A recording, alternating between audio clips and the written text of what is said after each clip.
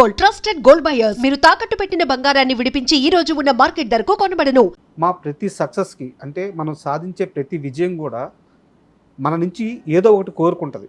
మన ఆనందాన్ని వదిలేసుకుంటే విజయం వస్తుంది, మన సంతోషాలను వదిలేసుకుంటే విజయం వస్తుంది, మన ఇష్టాలని వదిలేసుకుంటే విజయం వస్తుంది. అలాగా ఏది వదిలేసుకుంటే ఈరోజు మీకు ఇంత పెద్ద సక్సెస్ వచ్చింది? ఏదైనా కానీ మనము ఉన్నంతలో తృప్తి పడితేనే సంతోషం.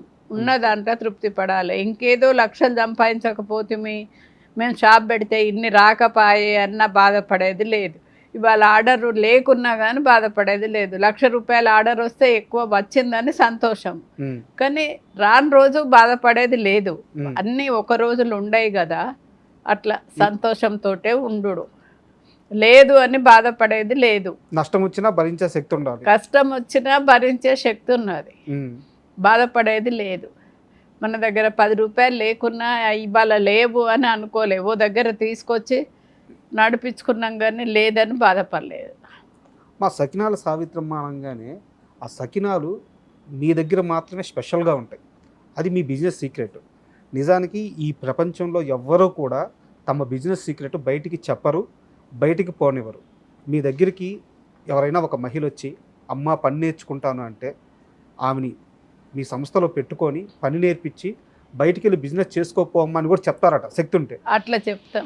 మీ సీక్రెట్ బయటికి వెళ్ళిపోతుంది కదా, ఎందుకు అలా చేస్తున్నారు? బయటకు వెళ్ళిపోతే 10 మంది బాగుంటేనే భగవంతుడు మా పిల్లలకు చెప్తా, వాళ్ళందరూ బాగుంటేనే మీరు బాగుంటారు బిడ్డ. ఎవరి సొంతం వాళ్ళు కోట్లు సంపాదించుకున్న వాళ్ళు ఉన్నారు. అమెరికాకు పోయి ఎవరికి పెద్ద పెద్ద చదువులు చదువుకొని కోట్లు వాళ్ళ దగ్గరనే ఉన్నాయి. ఇప్పుడు మనం 10 మందికి అన్నం పెడతాము, అదొకటి మంచి పని. 10 మందికి ఉపాధి కల్పిస్తే అని అట్లా మా దగ్గర చేసి బయటకు పోయి ఇప్పుడు మంచి పెద్ద పెద్ద ఇండ్లు కట్టుకున్న వాళ్ళు ఉన్నారు, మంచి సక్సెస్ అయిన వాళ్ళు ఉన్నారు. అట్లయితే వాళ్ళందరూ దండం పెడతారు. దేవుని ఫోటోకి దండం పెట్టకున్నా తెల్లారులేసి అమ్మ మీకు దండం పెట్టుకుంటాం మేమని చెప్తారు. అదే సంతోషం నాకు. కడుపు నిండిపోతుంది కదా. వాళ్ళు మీరు చేయబట్టి మేము అందరు చదువుల ట్రైనింగ్ పోతే మేము మీ దగ్గరకు వచ్చి అప్పాల ట్రైనింగ్ నేర్చుకున్నాం. మీరు చేయబట్టే ఇట్లా అయింది మాకు అని. మీరు కోట్లు సంపాదించడం అంటే అది ఊరికి రాలేదు, మీ కష్టం. మీరు సంపాదించడమే కాకుండా మీ దగ్గరికి వచ్చి పని నేర్చుకొని వెళ్ళిన వాళ్ళు కూడా ఈరోజు లక్షలు సంపాదించుకొని జీవితంలో సెటిల్ అయ్యారు. జీవితం వల్ల మళ్ళీ పెద్ద పెద్ద ఇండ్లు కట్టుకున్నారు, వాళ్ళు కార్లు కొనుక్కున్నారు. ఏమి లేక మన దగ్గర ఒట్టిగా జీవితంతో పనిచేసిన వాళ్ళు కూడా బాగుపడ్డోళ్ళు ఉన్నారు. ఎంతమందికి జీవితం అమ్మాది. అదే నాకు సంతోషం. 10 మందికి ఉపాధి కల్పించినాము. తెల్లారులు వేస్తే దండం పెట్టుకుంటారు అమ్మ అని. ఇప్పుడు వీళ్ళందరూ ఒక్కసారి 4 రోజులు రాకపోతే అమ్మ మీరు రాకుంటే షాప్లో బాగుండదు, మీరు రాండి, ఒక 10 నిమిషాలన్నా వచ్చి పోండి షాప్లో కన్నా అంటారు. మామూలుగా సకినాల సావిత్రమ్మ అనేదే ఒక బ్రాండ్, మీ పేరే బ్రాండ్. అలాంటప్పుడు మీ షాపులకి ఈ శ్రీదేవి ఫుడ్స్ అని పేరు ఎందుకు పెట్టారు? అసలు ఎవరు ఈ శ్రీదేవి? మేము షాప్ పెట్టక ముందు మా గురువులయ్య గారిని అడిగిన, అయ్యగారు షాప్కి ఏం పేరు పెట్టాలి అని అడిగితే దేవి అని పెట్టుండ్రమ్మా బాగుంటుంది అని చెప్పిండ్రు. చెప్పినాక పూజ చేసడానికి ఇంకో అయ్యగారిని పిలుచుకొచ్చినాం. బట్టి దేవి బాగుండదమ్మా శ్రీదేవి అని పెడితే బాగుంటుంది పేరు అని అయ్యగారు చెప్పి శ్రీదేవి అని పెట్టారు. దేవత పేరు, దేవుని పేరే అది. కానీ మా కోడళ్ళని అందరు ఇప్పుడు శ్రీదేవి శ్రీదేవి అనే అంటారు. ఎవరికి తెలియదు పేరు, అది షాప్ పేరు పెట్టినాం కాబట్టి మా కోడల పేరే శ్రీదేవి అనుకొని శ్రీదేవి ఉన్నదా అని అడుగుతారు. దాని పేరు రేణుక. అంటే ఇది చాలా పర్సనల్ క్వశ్చన్, చెప్పాలనుకుంటే చెప్పండి, లేదంటే వదిలేద్దాము. ఇప్పుడు ప్రతి అత్తగారు కూడా కోడలకి ఒక మంచి జీవితాన్ని ఇస్తారు, లేకుంటే ఒక ఆశనిచ్చి ఒక మంచి కొడుకునిచ్చి పెళ్లి చేస్తారు, ఆ కోడల్ని అట్లా సెటిల్ చేస్తారు. మీరు ఈరోజు మీ కోడలకి ఇంత పెద్ద బిజినెస్ ఇచ్చారు. ఆమె బిడ్డలకు కానీ ఆమెకి కానీ మొత్తం మీ కుటుంబమే. ఈరోజు మీ కోడలు మీతో ఎలా ఉంటారు? మా కోడలు చూసిన వాళ్ళందరూ మీరు అత్త కోడలు ఇట్లా ఉండటానికి ఏమి కారణము, ఏంది, ఇట్లా ఎట్లా కలిసి ఉంటారు మీరు అని అడుగుతారు. వచ్చిన వాళ్ళందరూ ఇట్లా ఉండటానికి ఏం కారణం, అత్త కోడలు ఇట్లా కలిసి ఉండటానికి ఏంది అని అడుగుతారు. ఎవరొక్కరు ఓపిక పట్టుకున్నా అయిపోతుంది. ఇప్పటికీ నేనే వంట చేస్తా. పొద్దున ఇప్పుడు కోడలు ఉంటే నువ్వు లేవలేదు ప్రొద్దున అని మనం ఆలోచించుకుంటే అట్లనే ఉంటుంది. నాకు 5 గంటలకు లేసే అలవాటు, నేను లేస్తా రోజు ప్రొద్దున. తర్వాత అది లేస్తుంది. కానీ అందరు అడుగుతారు అత్త కోడళ్ళు ఇట్లుంటారు ఎందుకు, ఏం కారణం అని. ఏమి లేదు, ఎవరేమన్నా ఓపిక పట్టుకుంటే అయిపోతుంది. అదేమన్నా నేను ఊకుంటాను, నేనేమన్నా అది ఊకుంటాను అంతే. ఒకరే కోడలు కదా? ఒక కొడుకు, ఇద్దరు బిడ్డలు. ఇద్దరు బిడ్డలు, పెద్ద బిడ్డ కింద ఉంటుంది, చిన్న బిడ్డ ఈసీఎల్ ఉంటుంది. కొడుకు కోడలు మేము ఒక్క దగ్గరనే ఉంటాం. ఫస్ట్ నుంచి మా అత్త మామ కూడా మా దగ్గరనే ఉండే, ఊర్లో లేరు వాళ్ళు, నా దగ్గరనే ఉన్నారు. మేము ఉండం అక్కడ అని వచ్చేసిండ్రు. నాకు ఫ్యామిలీ తోటి ఫస్ట్ నుంచి కలిసి ఉండు అలవాటే.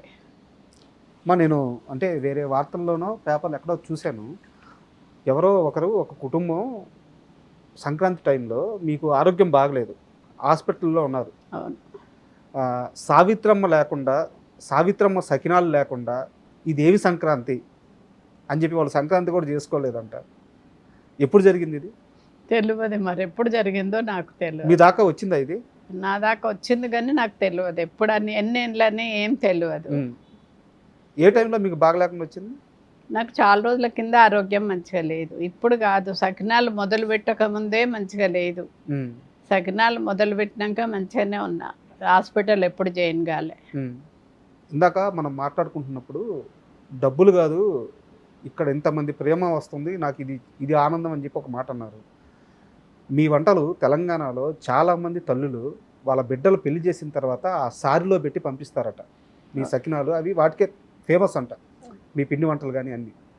ఏ తల్లైనా వచ్చి, అంటే ఇప్పుడు మనకు ఒక పెళ్లి జరిగితే ఎన్ని కోట్లు ఖర్చు పెట్టినా చిన్న సారి బాగలేకపోతే అక్కడే చాలా పెద్ద గొడవలు అయిపోతాయి.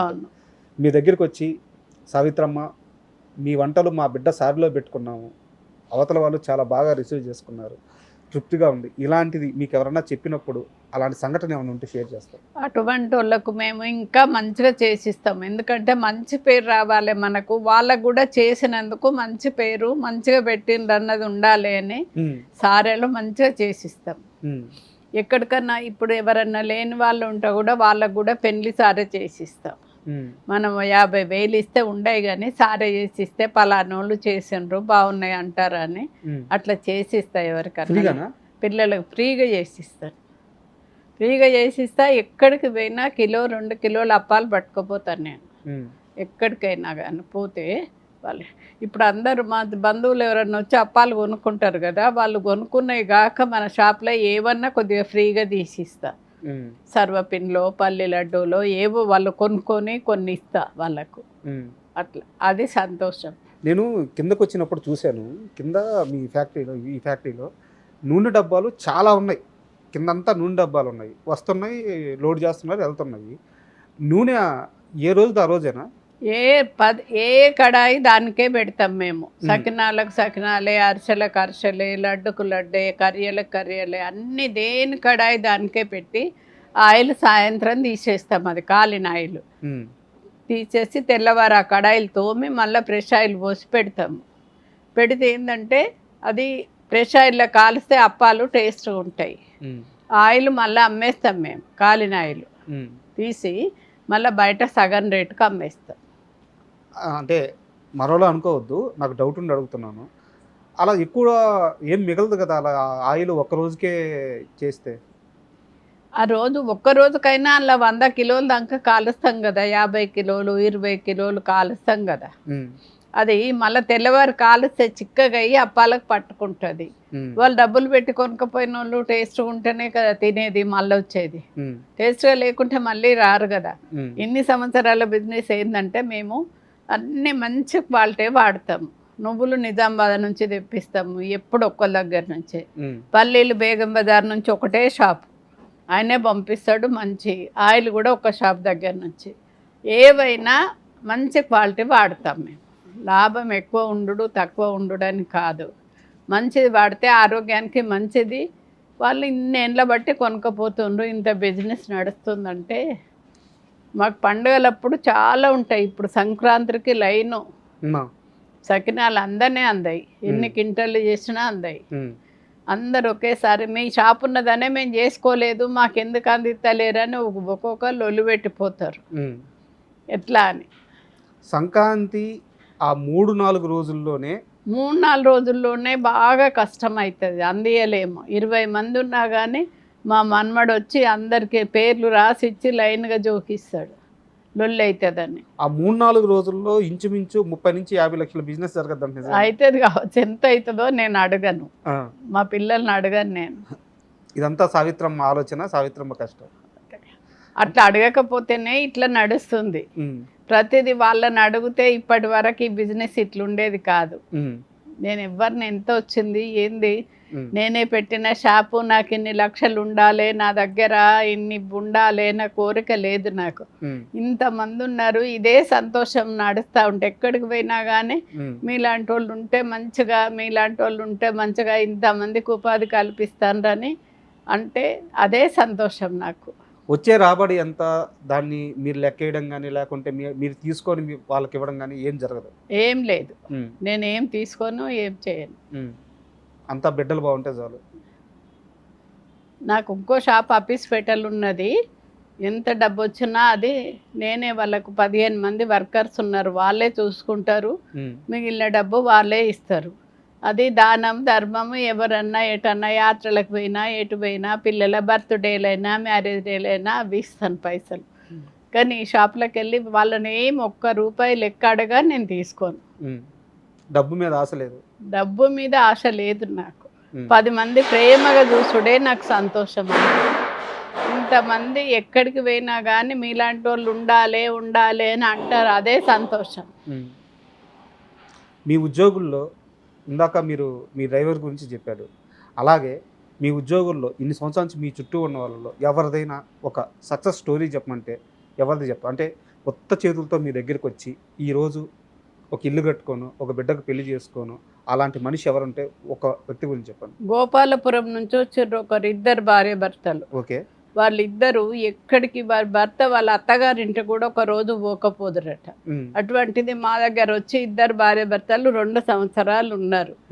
ఏ పని అయినా చేసిండ్రు వాళ్ళు. అప్పుడు మేము ఫ్యాక్టరీలకు వంటలు చేసి పంపించేది 50 మందికి అట్లా తీసుకపోదురు వ్యాన్లా. అట్లా 2 సంవత్సరాలు ఉన్నారు. ఉన్నాక వారికి ఆరోగ్యం మంచిగా లేక హన్మకొండకి వెళ్ళిపోయినారు వాళ్ళ ఊరికి.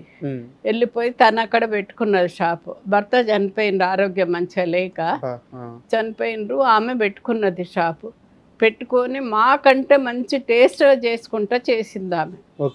అన్నీ మంచిగా ఎక్కువ వేసుకుంటా, కొత్తిమీరాకు అవి కరివేపాకు అంతా బాగా వేసి మాకంటే మంచిగా చేసింది, ఇక్కడికంటే మంచిగా చేసి ఇచ్చింది. చెప్పేస్తున్నారు మీకంటే మంచిగా చేసింది ఆమె.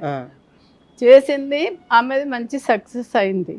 ఇల్లు కట్టుకున్నది, కొడుకు పెళ్లి చేసుకున్నది, 20 లక్షల కారు కొనుక్కున్నది. అంత బాగున్నది. ఇప్పుడు 20 మంది పనిచేస్తుండ్రు. తెల్లారులేస్తే ఆమెనే వాళ్ళ చుట్టాలు అందరూ అంటారు, అమ్మ నా బిడ్డ మీ దగ్గరకు వచ్చేప్పటికే ఇట్లా సక్సెస్ అయింది, అందరు చదువులో ట్రైనింగ్ పోతే అప్పాల ట్రైనింగ్ పోయింది, ఇంత మంచిగా అయిందని. ఇంకో 2 భార్య భర్తలు వచ్చిండ్రు వేరే జైత్యాల దగ్గర ఊరు. వాళ్ళని ఉంచుకోవద్దు, వాళ్ళు ఇట్లా అట్లా మంచోళ్ళు కాదు, అన్నీ అక్కడనే అబద్ధాలు ఆడినరు అని చెప్పిండ్రు. ఎవరైనా మంచోళ్ళని ఎవరైనా ఉంచుకుంటారు, తప్పు చేసిన వాళ్ళు మళ్ళీ తప్పు చేస్తారా, ఇప్పుడైనా మంచిగా ఉండరా అని వాళ్ళని కౌంటర్ దగ్గర కూర్చోబెట్టిన. నమ్మితే మంచిగా వాళ్ళే మారుతారని. మంచిగా లేని వాళ్ళని ఎవరు ఉంచుకుంటారు? మంచిగా ఉన్న వాళ్ళు ఎక్కడున్నా వాళ్ళ జాల వాళ్ళే ఉంటారు. అటువంటిప్పుడు వాళ్ళిద్దరు భార్య భర్తల్ని ఇక్కడనే ఉంచుకున్నా. వాళ్ళు ఇక్కడనే ఉన్నారు. షాప్ నడిపించారు కొన్ని రోజులు. నడిపించినాక వాళ్ళకు ఒక కొడుకు అయితే ఇప్పుడు ఆ కొడుకు సంబంధం నేనే మాట్లాడినా, పెళ్ళి అయింది. వాళ్ళు న్యూజిలాండ్లో ఉంటారు. వాళ్ళ ₹1,00,00,000 బిల్డింగ్ కొనుక్కున్నారు. వాళ్ళు ఇప్పుడు తెల్లారులేస్తే దండం పెడతారు చాలు అని. న్యూజిలాండ్లో ఉంటున్నారు. న్యూజిలాండ్లో ఉన్నారు వాళ్ళ కొడుకు కోడలు. ఎంతమంది జీవితాలని మీరు బాగు చేసినట్టమ్మా? ఇట్లా ఇంకోరు మాకు వంట చేయడానికే వచ్చిండు ఆయన. కేసీఆర్ నిజాం గ్రౌండ్స్లో పెట్టినప్పుడు మా ఊరు నుంచి ఒక 20 మందిని తీసుకొని వచ్చిండు. వచ్చి ఇక్కడే ఉన్నాడు. చూసిండు అన్నీ. చూసి అక్క నేను మీ దగ్గరకు వస్తా అంటే సరే అన్న. 2 భార్య భర్తలు చెర్లపల్లిలో మెస్ పెట్టినాం. ఆ మెస్ కాడికి వచ్చిండు 2 భార్య భర్తలు. వానికి 2 బిడ్డలు. వీళ్ళని ఎందుకు ఉంచుకుంటారు, వీళ్ళు పని చేస్తారా, వీళ్ళు ఏం చేస్తారు అని ఇంట్లో ఊర్లో ఆస్తి అమ్ముకున్నారని అన్నారు అందరు. అయినా కానీ ఉండని అని ఉంచుకున్నా. వాని 2 బిడ్డలు ఇప్పుడు ఎట్లున్నారంటే, ఒక పెద్ద బిడ్డకు కోట్లు ఆస్తున్న అత్తగారు దొరికింది. అబ్బాయి కొంచెం అమాయకంగా ఉంటాడు. ఆ అబ్బాయికి మాట్లాడిన సంబంధము పెద్ద బిడ్డను చేసుకున్నా. చిన్న బిడ్డనేమో ఇప్పుడు నేను చెప్పిన కదా న్యూజిలాండ్ ఉంటారని వాళ్ళ కొడుకు. ఇద్దరు బిడ్డల పెళ్ళిళ్ళు అయిపోయినాయి. వాడు కరీంనగర్లో ఇల్లు కొనుక్కున్నాడు, హాయిగా ఉంటాడు. వాళ్ళు ఇద్దరు భార్య భర్తలు, ఇద్దరు బిడ్డలు మంచి సక్సెస్ అయినరు.